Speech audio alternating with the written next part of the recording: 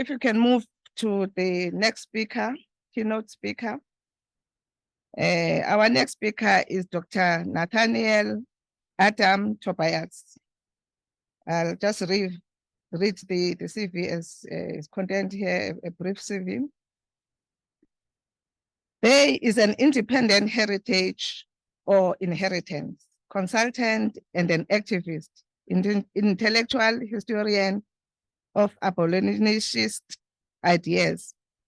Their most recent roles have included project director of Reclaiming Community Heritage, a unique partnership between Empathy Museum, the Upele Initiative, I hope I pronounced that correctly, and 81 Acts of Exuberant Defiance, made possible by the National Lottery Heritage Fund and Research Fellow for Cast in Stone at the University of Exeter, where they are building a database of contested and contestable colonial statutes in Britain and France, and researching in the wake of Black Lives Matter, a biography of Bristol's statue of Edward Colston.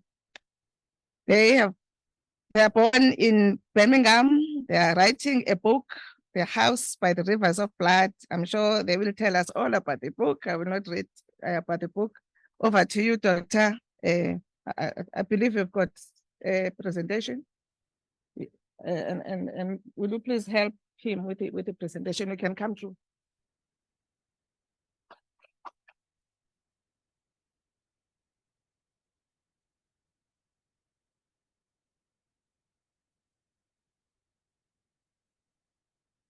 From geopolitics, grassroots activism, we do share something, I think, myself and the former Deputy Prime Minister. We were both undergraduates at Merton College, Oxford. If I had the opportunity to ask the former Deputy Prime Minister a question, I would have asked him what, during his time, 2009 to 2013, as Deputy Prime Minister of Zimbabwe, he did to combat the misinformation and the managed consent about queerness and homosexuality. Die of ignorance, stonewalling our story of Section 28. I have a duty to warn you of my talk's content.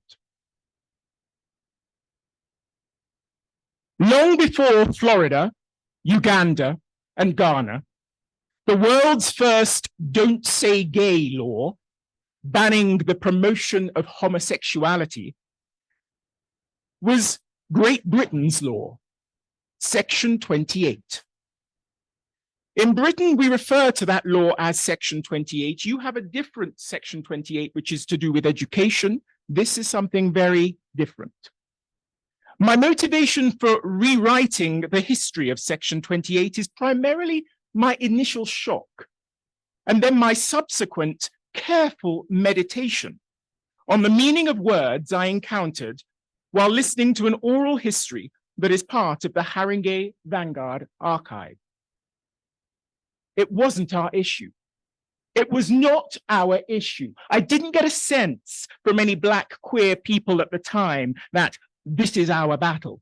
This is our issue. In my circle of friends, in amongst the activists, for me, it really wasn't my battle. And I got it, and I understood why we were pushing back against it. As a gay man, as a homosexual living in this country, I knew it was an attack on me, and it was irrational. But I also knew that as a person of color, that this is the Tory government. They're not doing shit for me anyway. They're already beating my ass as a Black man. And you gays over there, you're not making no noise about that. The speaker is Mark Thompson. Mark's activism in Britain is authoritative. We must take Mark's words seriously. But what exactly do Mark's words mean? Distinguish Mark's testimony about his experience. It really wasn't my battle.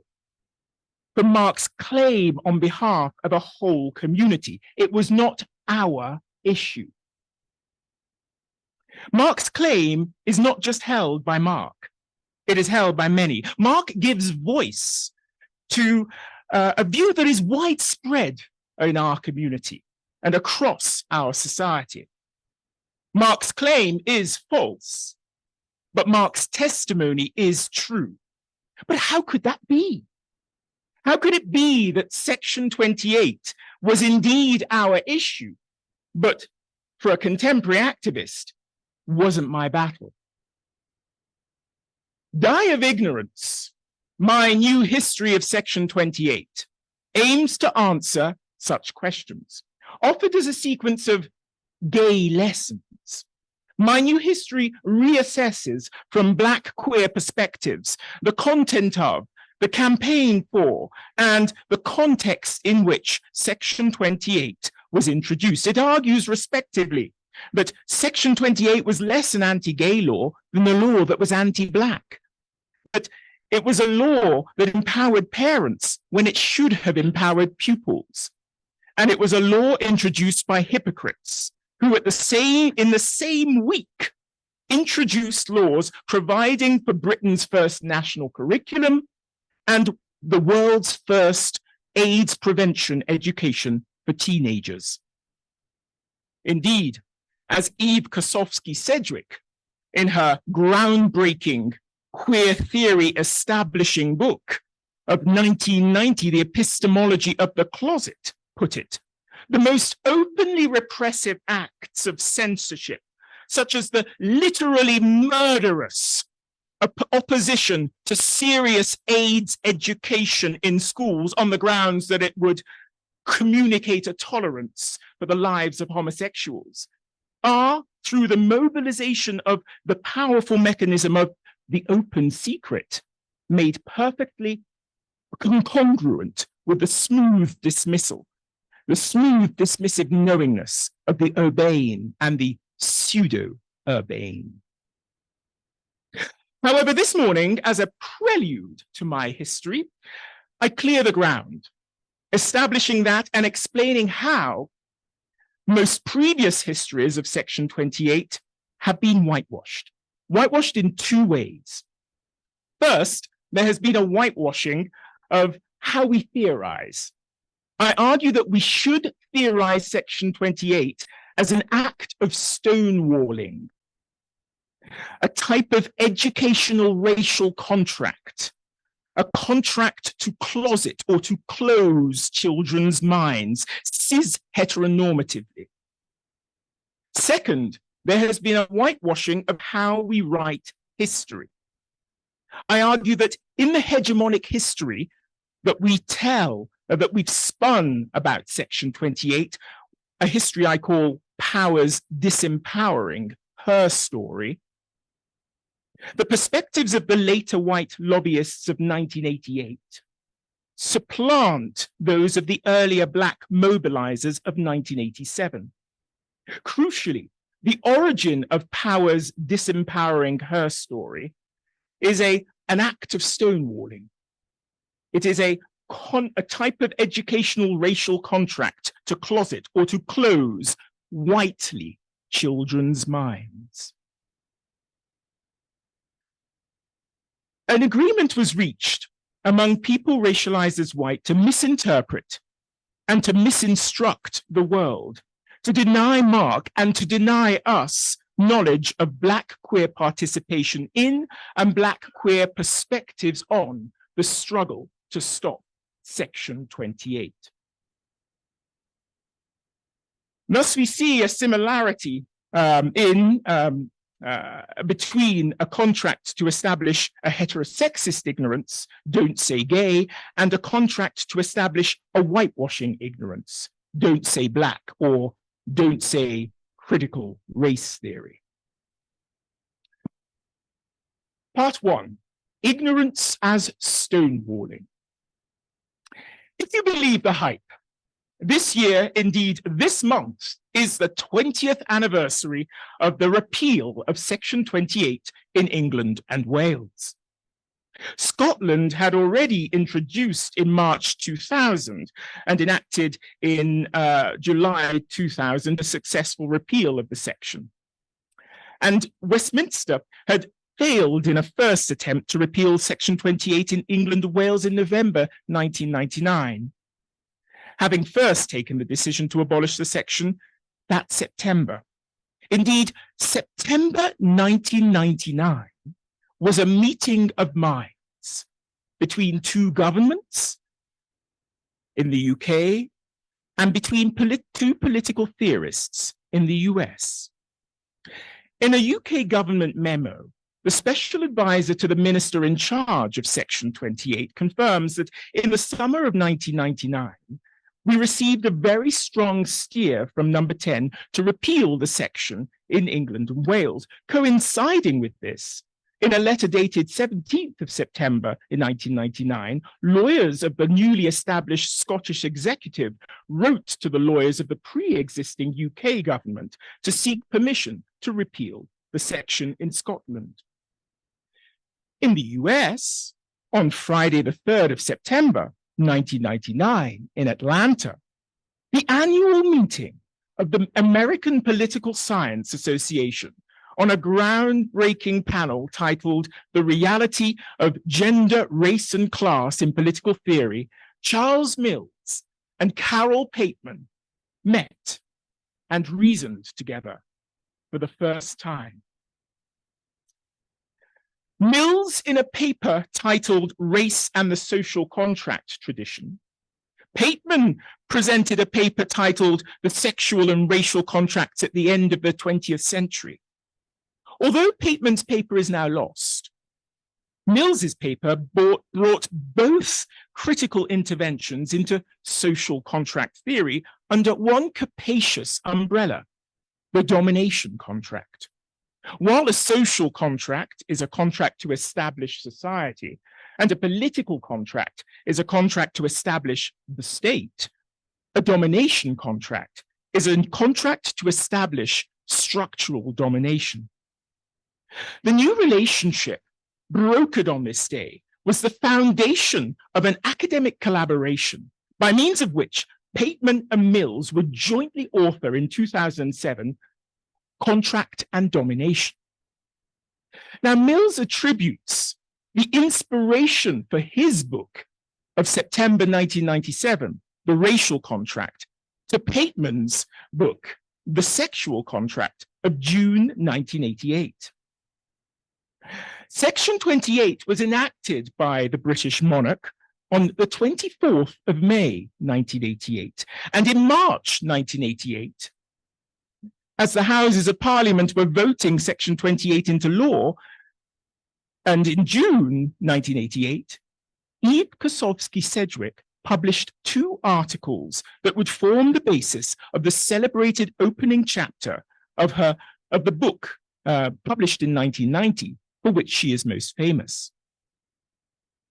In Sedgwick's second article of 1988, Epistemology of the Closet, she, in the words of one of her readers, Siobhan Somerville, lays out 7 distinct ways in which the scene of Esther's coming out as Jewish is similar to, but in the end, mostly different from, coming out as gay. Sedgwick's point here is to argue that while ethnic, religious, and cultural oppression might be the closest available model that we have to describe the workings of the sexual closet, the analogy between the two ultimately fails.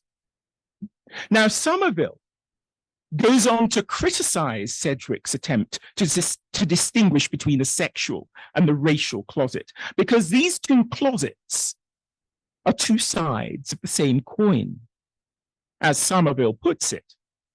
While Sedgwick raises the question of how Esther's ethnic, religious, cultural closet may or may not be analogous to a sexual closet, she doesn't seem to consider that Esther's Jewish secret is simultaneously a sexual secret.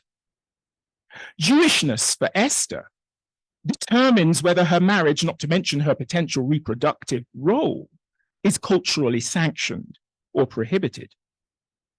Similarly, in his article, Something Unspeakable, James Baldwin and the Closetedness of American Power, David James argues that racist lynching functions as a way of containing or closeting discourses relating to sexual integration and miscegenation.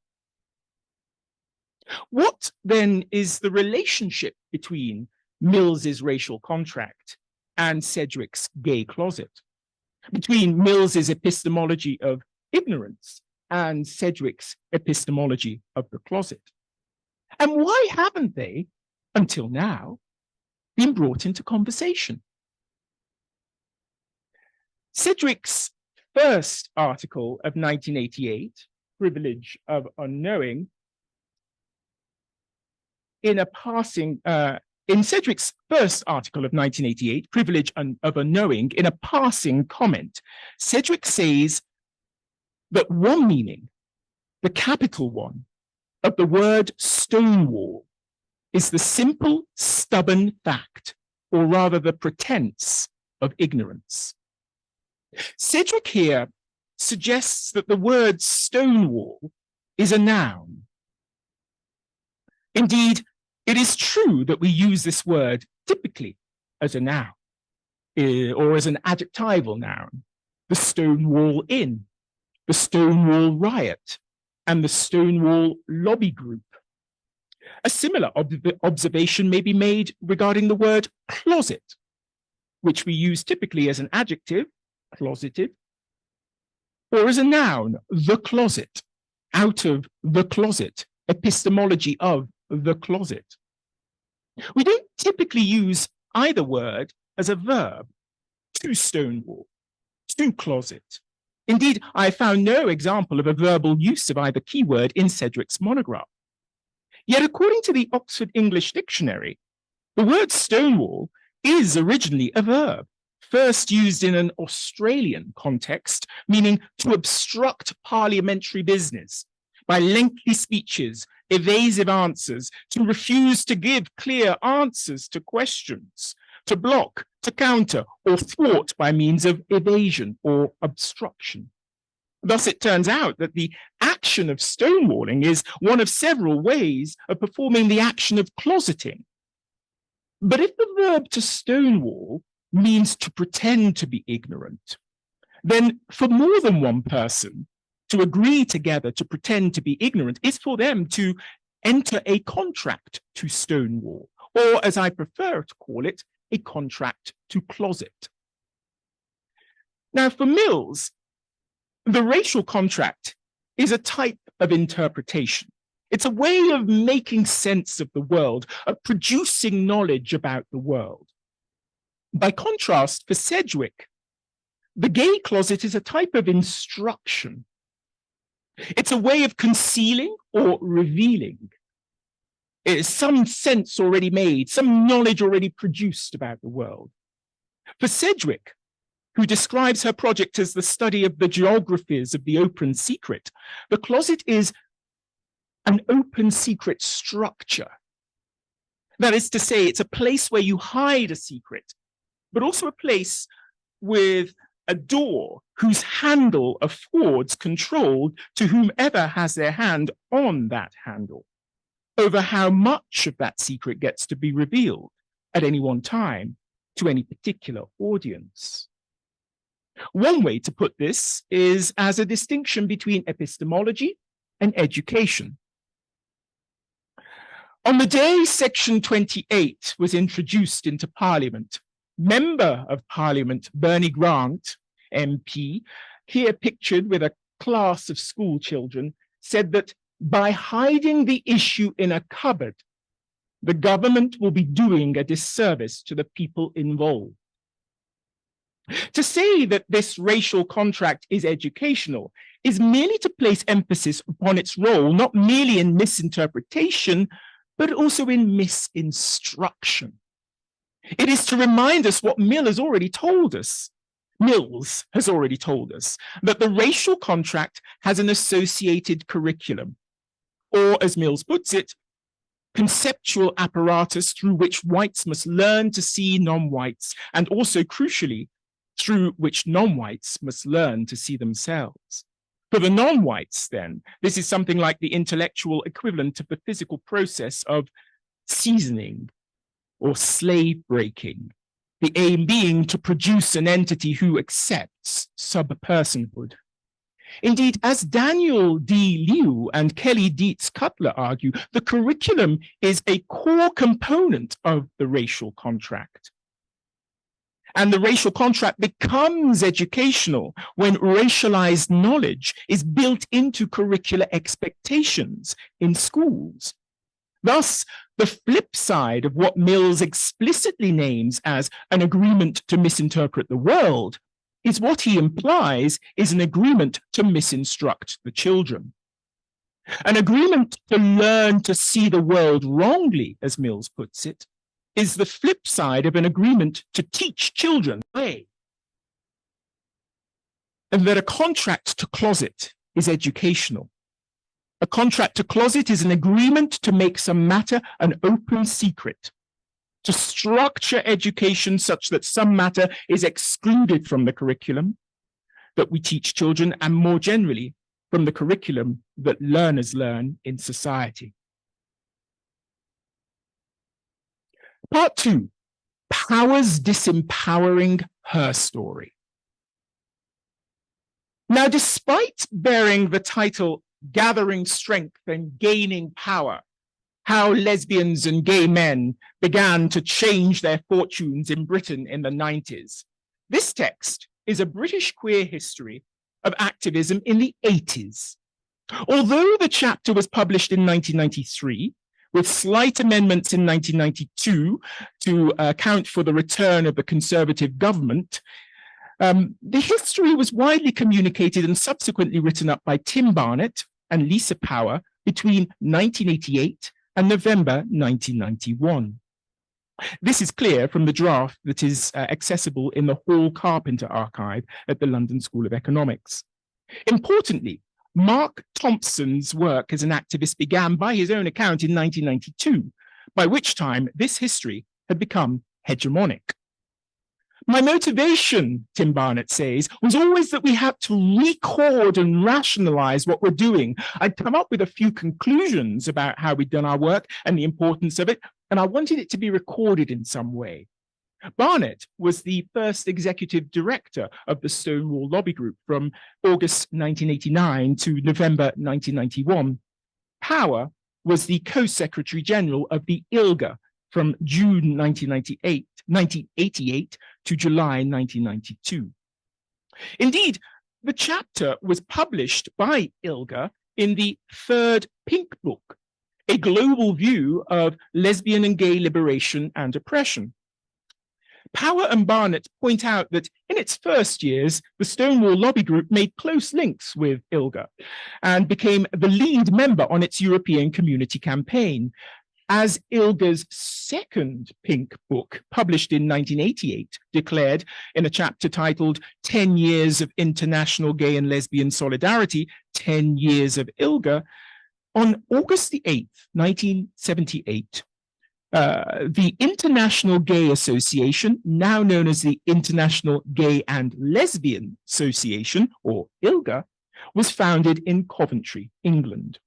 However, as Philip Ayub and David Paternotte note, the Coventry meeting was initially organized to prepare for the 1979 European elections, and the resultant organization, because its founders thought that European values had a particular meaning for homosexuals, it was less international than Eurocentric.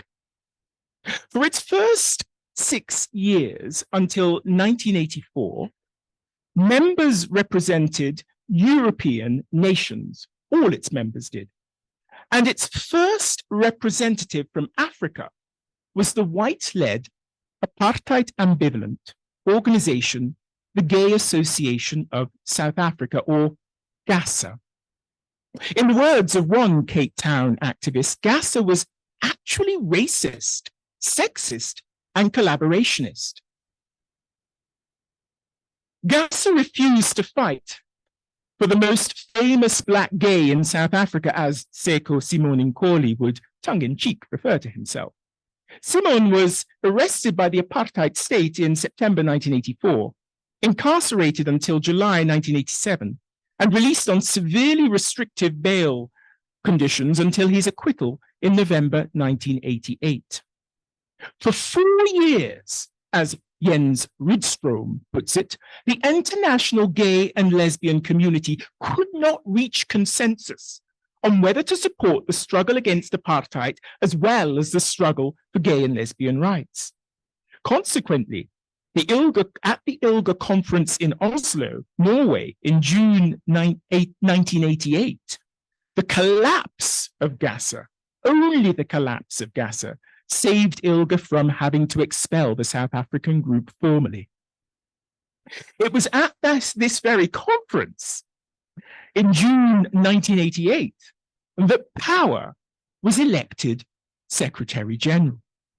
According to Rydström, ILGA missed an opportunity to take a firm stand against apartheid. It is the organization that missed that anti-apartheid opportunity, but then chose to publish this now hegemonic history.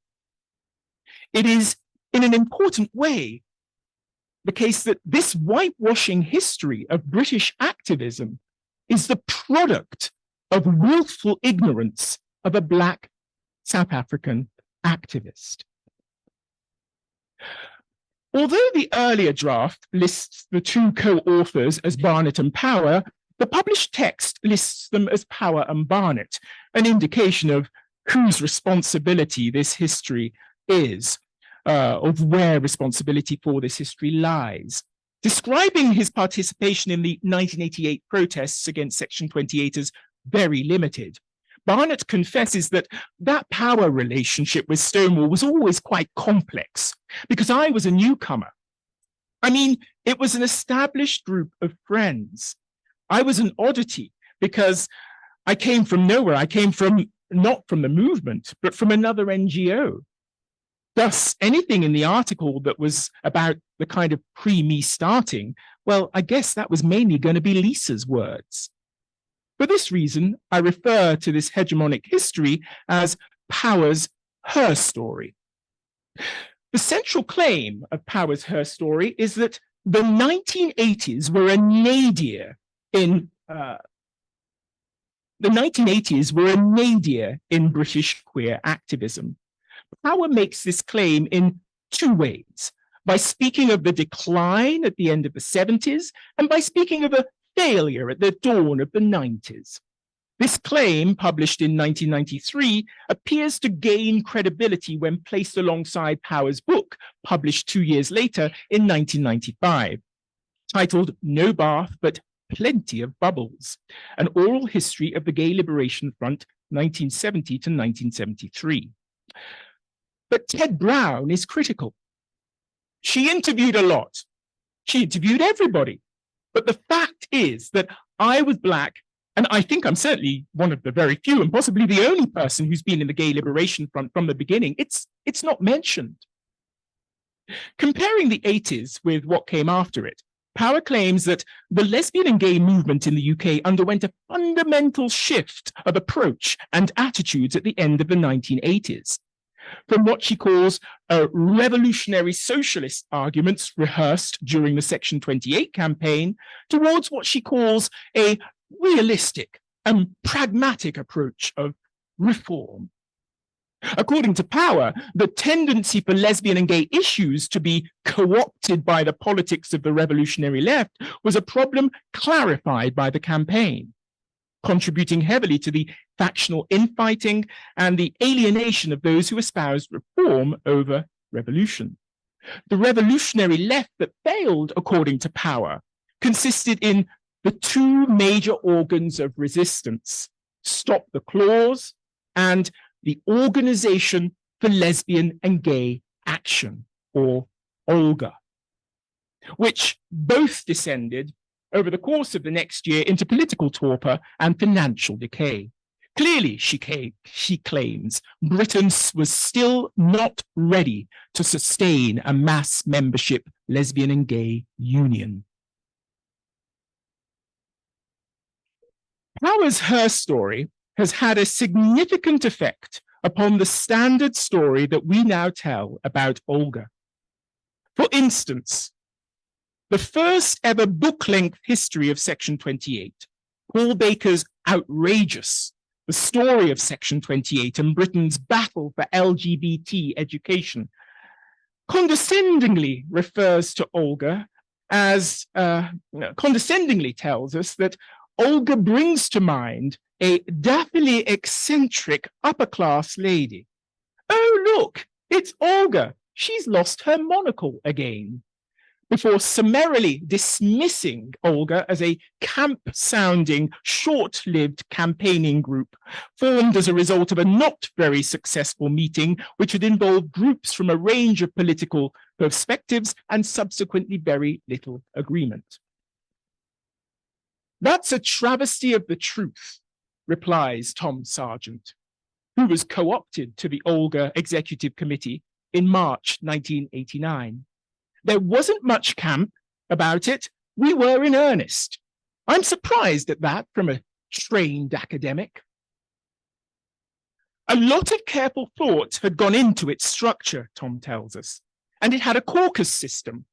That was very important. And looking at the minutes, I'm amazed at how many voices it was managing to support and broadcast. Indeed, Tom contests Power and Baker's description of the distinction between and the relationship between the Stonewall Lobby Group and its mother organization, Olga. Early on, and right from the beginning of my participation, it was clear that there was a schism between the people who believed in nonviolent direct action and another group who believed in not rocking the boat, but working behind the scenes, lobbying, getting celebrity endorsements. And there were some activists who became very starstruck. And that was the beginnings of the Stonewall Lobby Group. And quite suddenly, it was announced that this group had been formed, and a long list of people resigned their positions and became Stonewall Lobby Group people. We thought it was very lovely and up its arse and disempowering to us as people, suggesting that we only have a voice through the voice of the powerful, that we have to work through official channels and go over the heads of the hoi polloi. And it robbed independent-minded activists who were into graffiti campaigning and fly posting and having an independent voice with a direct message to the person on the street. It robbed them of their legitimacy. And quite suddenly, the Stonewall Lobby Group sort of ate Olga alive. Bearing witness to Tom's testimony, I shall refer to Power's disempowering her story. Part 3, Birth Pangs of Stonewall. At one point in her story, Power recalls that media coverage of the section was extremely uneven, relying upon arrests and stunts. This seemingly anodyne line is in fact pregnant with detail. It points us to two pangs, two painful experiences, namely the media coverage in February 1988 relating to stunts, and the media coverage in December 1988 relating to arrests that occurred during the difficult birth in 1988 of the Stonewall Lobby Group from its mother, Olga. The February stunts. Abseil makes the heart grow fonder is the title of an article by Vicky Carter, who celebrates the lesbian invasion of Parliament on 2nd of February 1988, the day the Lords voted in favour of the section. Indeed, the areas where we have been most successful, asserts Power, were clearly the direct action stunts, such as abseiling into the Lords, something which could not directly change legislation, but a gesture to raise our spirits and raise our profile in the media. However, this stunt did not succeed in raising our profile in the media. The first 2 days in February 1988 constituted, according to Sue Sanders and Jill Spraggs, the first historians of Section 28, the main debate in the Lords. For Lord Belwyn, speaking on the second of these 2 days, the amendments yesterday were about watering down the clause, and today we are deciding if there is a need for it at all. This focus on the February 2nd stunts in Parliament conceals the failure of a February the 1st advertisement in the broadsheet press. According to Duncan Campbell, whose personal website fulfills the function of the organization's archive, the first step to what became the Stonewall Lobby Group was this full-page advertisement. Tory MP Matthew Parris and Shakespearean actor Ian McKellen wrote the text under the headline, "A Sense of Alarm."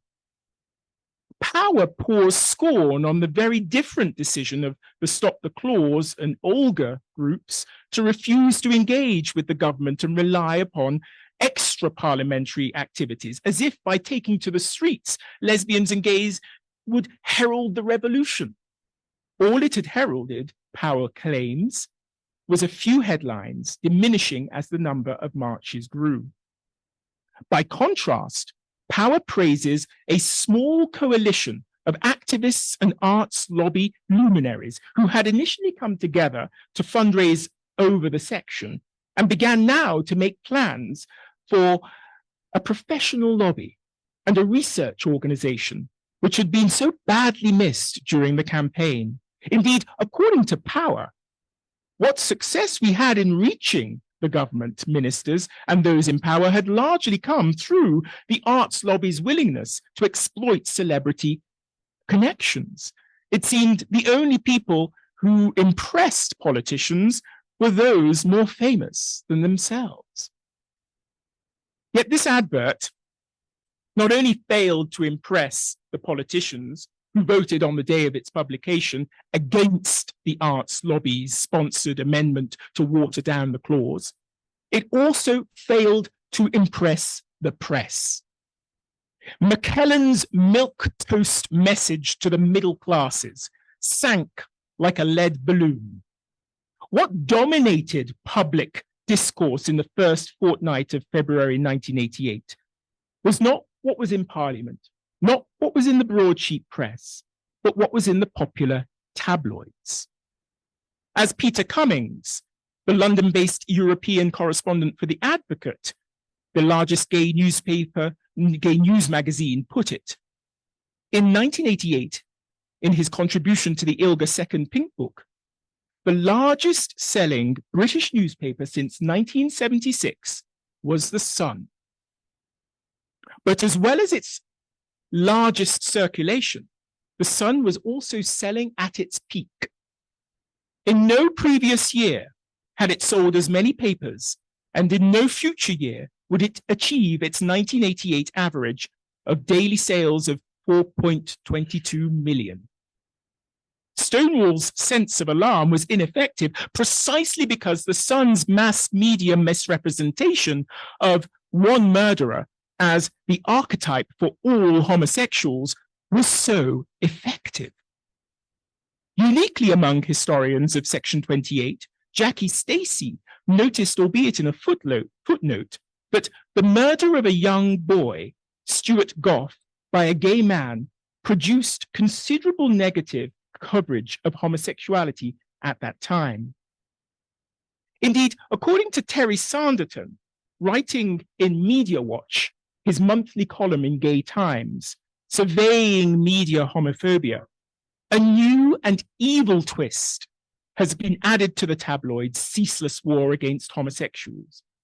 They have tried to blame the whole gay community for the murder of one child. The tragic case of Stuart Goff, the newsboy killed by Victor Miller, was played for all it's worth by The Sun, with a heavy emphasis on the fact that the murderer was a gay man. For several days, they dwelt on Miller's gay background and tried to infer that the way he lived and behaved was typical of gay men.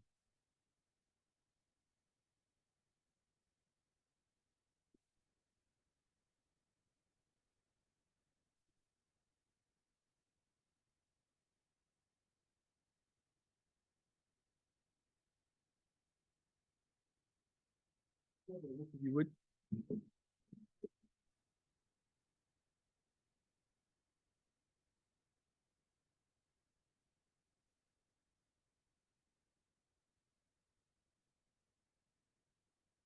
My computer has frozen. Oh, fabulous. Wonderful.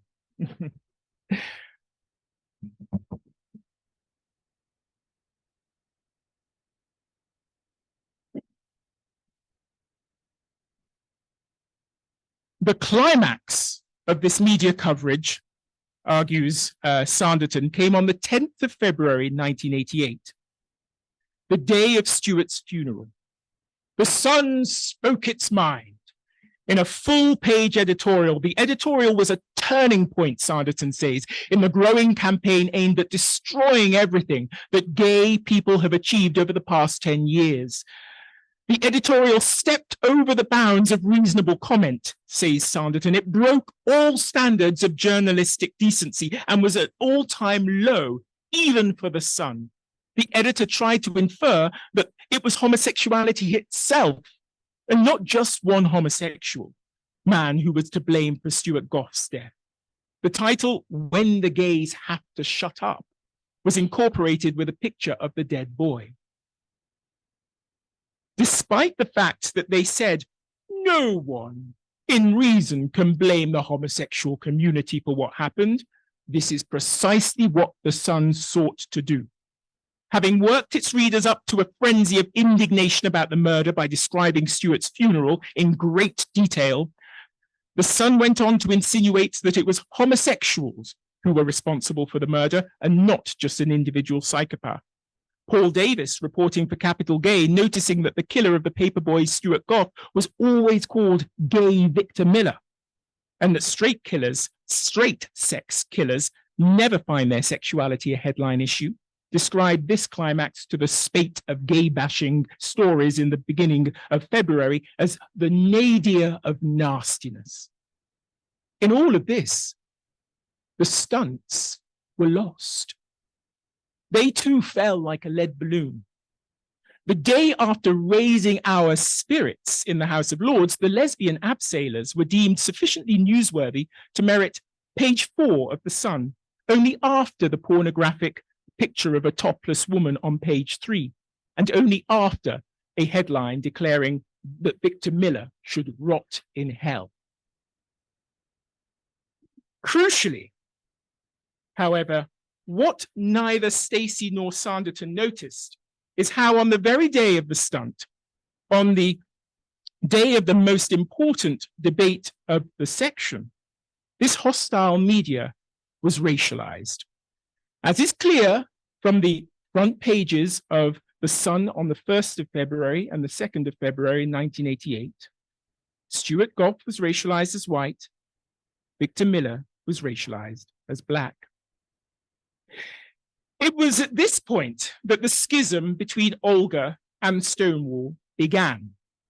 Following this hostile media, in the first fortnight of February, on 16th of February, at an apparently game-changing meeting at McKellen's Thameside townhouse, Douglas Slater, a gay civil servant who worked as a clerk in the House of Lords and who was, according to Jenny Wilson, the political brain behind the action, gave advice on how activists could operate within the context of Parliament.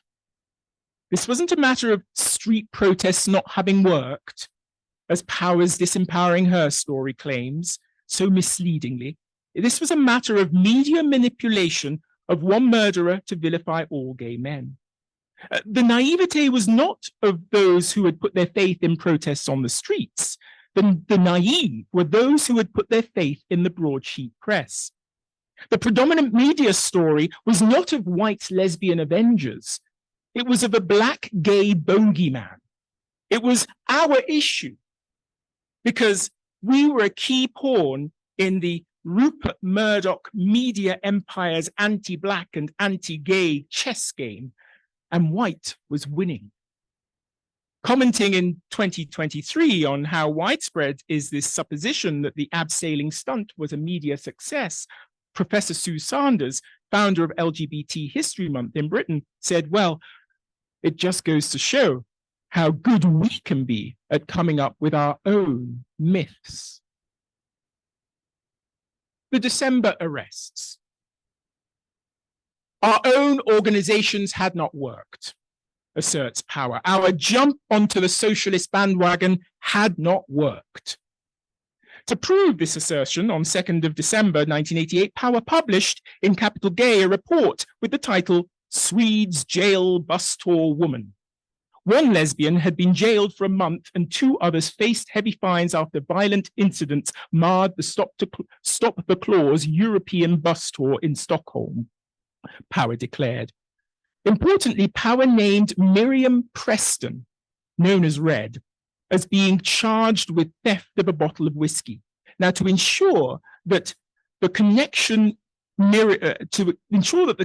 between Miriam and Stop the Clause, the organization Miriam represented, was not lost, Power went on to say that supporters have raised £1,300 towards fines and expenses of the 4 British women who remained in Stockholm for the trial, including a £500 donation from an organization for lesbian and gay action. The Stop the Clause representative, Power said they would try to support the campaign, but currently had a negative bank balance and were considering the long-term future of their organization as a single-issue organization. Now, what annoyed Miriam's supporters in the Stop the Clause and Olga groups was Power's exploitation of this opportunity to condemn their organizations as both violent and moribund. The following week, on 9th of December, 2 writers of letters to the editor of Capital Gay pushed back against Power's report. In one letter, a certain Stella Blair confessed that I picked up the bottle of whiskey from behind the bar. An employee of the bar followed me out, and Miriam came back when she saw him talking to me. He asked for the bottle back. I refused and went back to get someone else. I asked Miriam to take the bottle. She took it from me. I then went back into the disco to avoid the barman. A few moments later, he went into the toilets and dragged Miriam out. This started the chain of events which led to the police arriving. After the arrest, Miriam insisted on pleading guilty to the charge of stealing the whiskey, as she felt it was the easiest and quickest way of ending the situation. Accompanying Stella's confession was a second letter titled, I Saw It Happen. Now, this second letter was written by Maureen Oliver, the chair of Olga Executive Committee.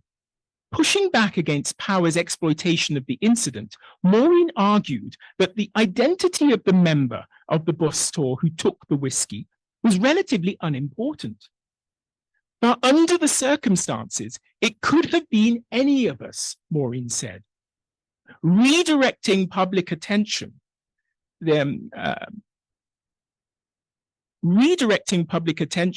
Maureen insisted that the whiskey bottle incident was extremely trivial in relation to the serious assault by the Stockholm police. Now, the Olga Executive Committee, who had in June 1988 paid £250 to enable Power to attend the ILGA conference in Oslo, where she was elected Secretary General and where ILGA had conveniently fudged and avoided the opportunity to condemn apartheid, now began to discuss replacing Power as its representative at ILGA.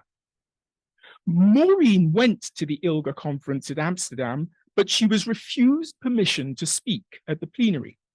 Upon her return, Maureen proposed leaving ILGA and published in the February 1989 issue of Spare Rib an article titled Lesbians Attacked in Stockholm. In this article, Maureen revealed that a lesbian activist was dragged out of the women's toilet by her feet and kicked and beaten by a male member of Sweden's leading gay organization. That 1 hour later, the center management called the police, and among the results of this action were the following. A Dutch lesbian activist was thrown through a plate glass window by a security guard. A British lesbian activist was pulled out of the room by her hair, thrown forcibly onto the pavement, and arrested for breaking the same plate glass window, even though she was handcuffed to a police officer at the time. Another British lesbian activist was thrown onto the pavement and then held down over the bonnet of a police van for some minutes while being handcuffed. 2 lesbians were beaten by police while undergoing questioning in an empty room at the center. Another lesbian was arrested seemingly for having witnessed the assault. These last 3 women were later imprisoned and held in isolation. One of them was severely kicked and beaten while in custody. A plastic bag was placed over her head, and she was asked by policemen if she would like to suck his prick. Anti-lesbian remarks were made by the police throughout. Stockholm is significant because it marked a line in the sand.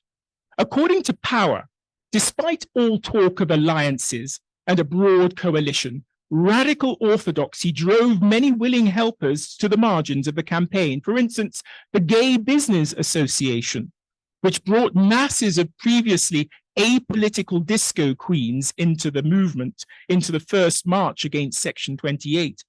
With their posters in every gay pub and club screaming, "Get off your asses and march," were hissed and abused when they came to a campaign meeting. Their crime was to have helped train the police to be less anti-gay. Commenting upon this specific example, Barnett says, "Oh, that'll be Lisa's words, undoubtedly." Lisa's pro-establishment refusal to see the police through Black, lesbian, and gay eyes was Power's writing the Black abolitionist perspectives that shaped the struggle to stop the clause out of the struggle's history. Now, although Power claims that in practical terms we received little support from our links with other oppressed communities, significant support was in fact extended by the Black lesbian movement. Indeed, in her chapter, Rethinking Anti-Violence Strategies, Lessons from the Black Women's Movement in Britain, Julia Sudbury teaches us that the British anti-racist and Black women's movements of the 1970s and 1980s incorporated a strong analysis of state violence and repression. One result of this was the inaugural Olga Anti-Violence Conference, convened on the 10th of December 1988 in Wolverhampton. In a paper for that Wolverhampton Anti-Violence Conference, Savvy Hensman wrote that all too often, in those lesbians and gays who have been the most active in anti-violence work are treated dismissively. Those whose work in anti-racist groups has taught them to be skeptical of liaising with the police are regarded as having a chip on their shoulder. Now, I'm not suggesting that the majority ethnic able-bodied gays should agree with all they're told about the issues around violence, just that they should take seriously what is said to them on the basis of decades of experience. 2 people with such experience were Savvy's line manager, Chris Black,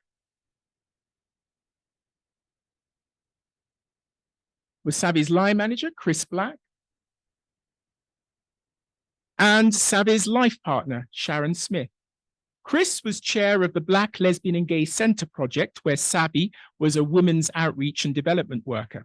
In addition, Chris was research and education officer at the Lesbians and Policing project, LesPop, where Sharon was a member of the management committee. On the face of it, the purpose of the center project was to establish a new site for a new Black, Lesbian and Gay center. In practice, the center project found its work cut out, fulfilling a wider brief to support Black, lesbian and gay individuals and movements. As Araba Mercer, also a development worker, pointed out in her history of the center project, we have to prioritize that work that we do, what we want to do. And we were recently involved with Haringey Black Action in organizing the march Smash the Backlash on May 2nd, 1987. Haringey Black Action described Smash the Backlash in no uncertain terms. The march itself was symbolically led by Dolly Kiffin, and various members of the Broadwater Farm Youth Association. The front of the march was black and powerful, militant and strong. It was an historic march for several reasons. It had been proposed by a black organization. It had a mass black presence, particularly of black women from across the country. It was the first time that black lesbians and gays had marched together in such numbers. But importantly, it was an overly political march that attempted to go beyond simple notions of identity, sexual or racial, but instead also stressed the complex realities of black anti-racist and anti-imperialist struggles. Smash the Backlash, recalls Chris, made a different kind of narrative. Now, the title of the protest was critical. According to Power, Section 28 should not have come as a surprise, and yet to all but a few, it was. The insularity of the movement was exposed. Our total refusal to engage with those in power had led us to neglect the impact of legislation and to underestimate the ease with which it could be introduced against us.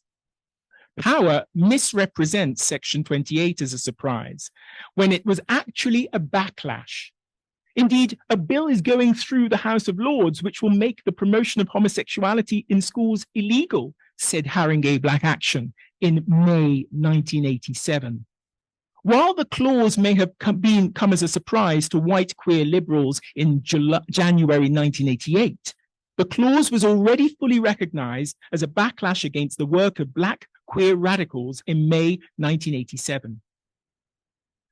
At the first meeting of the Olga Exec, which took place on the 10th of January 1988, the first minute is as follows. Stop Clause March, January 9th March, attended by approximately 10,000 plus people from about 250 groups, orgs, unions. Jenny had given around 35 plus press and media interviews to date. Chris is to coordinate defense campaign for those who are arrested.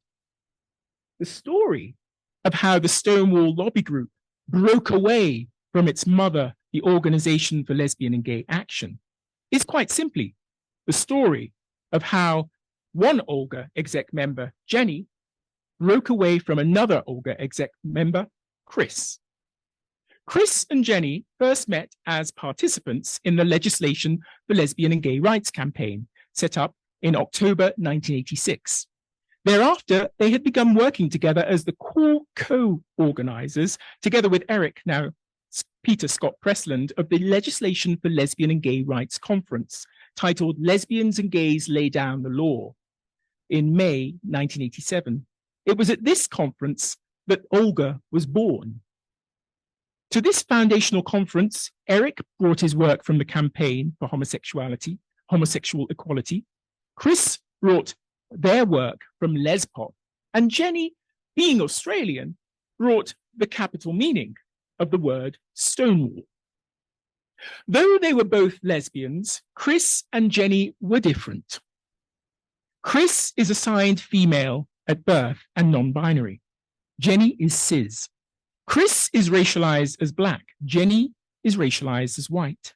Perhaps most importantly, Chris focused on grassroots organizing, anti-police mobilization. Jenny prioritized the colonial British establishment. And there's a twist. At that time, Jenny Wilson was Lisa Power's partner. And most meetings of the Stonewall lobby group occurred in Wilson and Power's East London flat. Indeed, although the Stonewall lobby group is most publicly associated with two men, Ian McKellen and Michael Cashman, its birth and break away from Olga were affected by two women, Wilson and Power. As Jenny explains, the core of us, really Ian McKellen, Michael Cashman, Lisa Power, and myself, really came up with what ultimately became the Stonewall lobby group. The four of us were at the core. Like the so-called Gang of Four MPs who seceded or publicly deserted the British Labour Party to form the Social Democratic Party, this was the Gang of Four who publicly deserted Olga. In their workshop at that foundational legislation conference, in the context of the Police and Criminal Evidence Act 1984, which not unlike the Police Crime and Sentencing Court Act 2022 sought to control organized protest. Oh, say that again. Yes, certainly. Okay. Okay.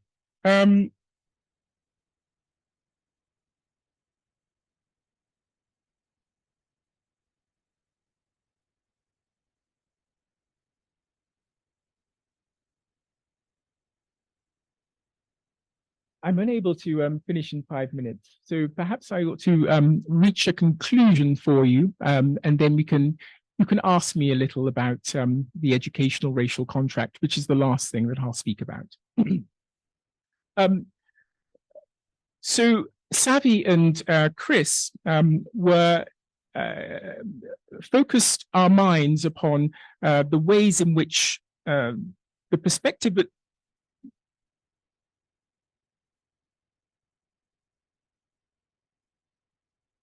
focused our minds upon the way in which anti-police work needed to be at the core of organizing any march to stop the clause. And this is what they invested in the Stop the Clause march. What's crucial is that this Gang of Four, towards the end of 1988, took umbrage with Chris Black. They launched a writ of libel against the Olga Exec Committee, which Chris was part of. And that writ of libel argued that the Olga Exec Committee should withdraw a press release that it had put forward into the public domain. This press release identified racism and the accountability of Account 28 as being of concern to Chris. Account 28 was a formation of the four people whom you've just seen on the screen in order to distribute funds that they'd raised through a theatrical production. They distributed funds in ways that Chris did not agree with. Chris was on the committee, and they found a way to exclude them from the committee. And Chris identified this as being racist. This was what was in the press release that was released to the British newspapers. Olga was said to have been held to account by the writ of libel that was put forward by Ian McKellen, Michael Cashman, Issa Power, and Jenny Wilson. There was a representative, a legal support to Olga in the form of Keir Starmer, whom you'll know is the current leader of the opposition. He said, on reading the details, that there was a good case to answer in Chris's statement. And it really was for the Olga Exec Committee to put forward Chris's statement to support and back Chris. But the Olga Exec Committee, which was all white, refused to do so. The only person who was on the Stonewall group who was racialized as Black was Olivette Cole-Wilson. And she says that this fight between the Olga Exec Committee and the Stonewall lobby group was really a fight between different white groups. Maybe it was a richer white group against a poorer white group, a white Goliath against a white David, but nevertheless, they were both racialized as white. And instead of backing Chris, the Olga Exec, racialized as white, decided to make a private agreement with the Stonewall lobby group. They agreed not to talk about Chris's accusations of racism. They agreed to bury them, to essentially put them in a closet. So this is my answer to the problem that I began with regarding Mark's claim. Chris Black was stonewalled by white power. White power put Chris Black in a closet, and Mark and we was cheated. Thank you.